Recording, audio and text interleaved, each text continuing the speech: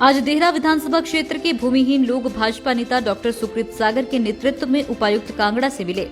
इस मुलाकात पर डॉक्टर सुकृत सागर ने बताया कि देहरा क्षेत्र के इन लोगों ने पौंग बांध निर्माण हेतु अपनी भूमि दे दी है, जिसके उपरांत ये लोग भूमिहीन होकर पौंग बांध के साथ साथ लगती सरकारी व गैर सरकारी भूमि पर आकर रहने लगे। समय के साथ सरकार द्वारा किए गए बदलावों में ऐसी भूमि जिस पर ये लोग रह रहे थे या तो जंगलात के नाम पर हो गई थी या किन्हीं कारणों से आज तक इन लोगों के नाम नहीं हो पाई, जिसके परिणाम स्वरूप ये लोग आज तक भूमिहीन हैं। इनके नाम अपनी जमीन न होने से ये लोग अधिकांश सरकारी योजनाओं का लाभ नहीं ले पाते हैं। डॉक्टर सुकृत सागर ने बताया कि इन लोगों को भूमि आवंटन के लिए जो केस नीचे से अधिकारियों ने बनाकर भेजे हैं वह अधिकांश जंगलात भूमि है और आज हमने इस भूमि की दुरुस्ती के लिए भी उपायुक्त कांगड़ा से बात की और अगर इस भूमि की दुरुस्ती हो जाती है तो यह भूमि पौंग बांध विस्थापितों को आवंटित हो सकती है। इसके अलावा भी हमने उपायुक्त महोदय से निवेदन किया कि इन लोगों को भूमि आवंटन के लिए अगर कोई और विकल्प है तो उन पर तुरंत विचार हेतु अधिकारियों को निर्देश दिए जाएं। वहीं डॉक्टर सुकृत सागर ने ये भी कहा कि पौंग बांध निर्माण में जमीनें ही नहीं अपनों की जानों को भी खोया है। उन्होंने कहा कि मेरे स्वयं के दादाजी की पौंग बांध निर्माण में मृत्यु हुई है। आज भी पौंग बांध की शहीदी पटल पर उनका नाम है, इसीलिए इन लोगों के दर्द को वो भली भांति जानते हैं। इन लोगों ने राष्ट्रहित में लाखों परिवारों के घरों को रोशन किया है। आज इनके खुद के बच्चों का भविष्य अंधकार में है। इन्होंने राष्ट्रहित में कुर्बानी दी है। इनके सुगम भविष्य की जिम्मेदारी हमारा कर्तव्य है। डॉक्टर सुकृत सागर ने कहा कि प्रदेश व केंद्र में उनकी सरकार है और वह जल्द इन लोगों का हक दिलवाएंगे। देखिए, आज ये पौंग बांध विस्थापित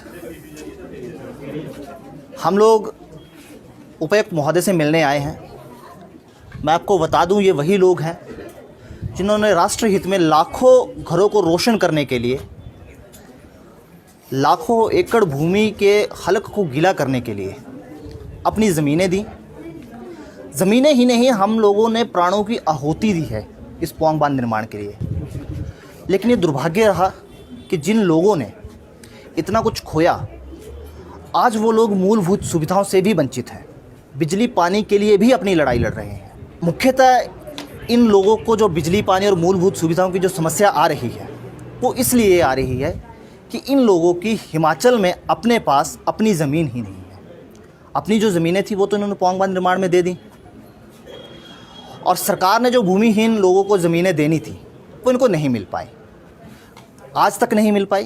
कारण ये रहा कि जिस भूमि पे ये आके उस समय बसे वो भूमि बाद में फॉरेस्ट लैंड में कन्वर्ट हो गई और उसी फॉरेस्ट लैंड के केस जो है वो विभाग ने बना के भेज दिए कि ये ज़मीन इनको अलॉट कर दें। अब मुझे लगता है कि शायद फॉरेस्ट की जो ज़मीन है वो अलॉट नहीं हो सकती और इसीलिए वो नहीं हुई। आज उपायुक्त महोदय से बात करेंगे कि अगर फॉरेस्ट की भूमि आप अलॉट कर सकते हैं तो आप करें, नहीं कर सकते हैं तो आप बताएं, कोई दूसरी भूमि ढूंढें, कोई दूसरी भूमि इन लोगों को अलॉट करें। और अगर मुझे लगता है इसमें एक संभावना है कि अगर उस भूमि की दुरुस्ती हो जाए तो इन लोगों को वो भूमि अलॉट हो सकती है फॉरेस्ट की, कि वो डी क्लासीफाई हो जाए। 1985 से पहले जो उसका स्टेटस था, अगर वो डी क्लासीफाई हो के एज इट इज़ हो जाए कॉमन लैंड में, तो इन लोगों को वो भूमि अलॉट हो सकती है। अब सर, मूलभूत सुविधाएं इनको तभी मिल पाएंगी जब इनकी ये मांग पूरी होगी। देखिए, ये तो मुझे लगता है वो चुने हुए प्रतिनिधि ही बता पाएंगे कि उनकी शायद इसमें, हाँ, एक मुझे समझ आती है कि राजनीति में वोटों की संख्या देखी जाती है, शायद इन लोगों की संख्या कम होगी। दर्द नहीं देखा जा रहा है। इन लोगों का जो दर्द है वो तो बहुत बड़ा है, लेकिन संख्या मुझे लगता है इन लोगों की कम है, इसीलिए राजनीतिक लोगों का इन पे ध्यान नहीं जाता। लाइफ टाइम्स टीवी के लिए धर्मशाला ब्यूरो की रिपोर्ट। हिमाचल की सबसे बड़ी ऑटो डीलरशिप गोयल मोटर्स में नौकरी करने का सुनहरा अवसर सोलन, शिमला, सिरमौर और किन्नौर में चाहिए sales executive, service executive, field executive, motor mechanic और ड्राइवर। शानदार करियर संभावनाएं व इंडस्ट्री में बेहतरीन सैलरी पैकेज। तो आज ही कॉल करें 9418035372 पर और ईमेल से भेजिए अपना बायोडाटा hr@goilmotor.com पर।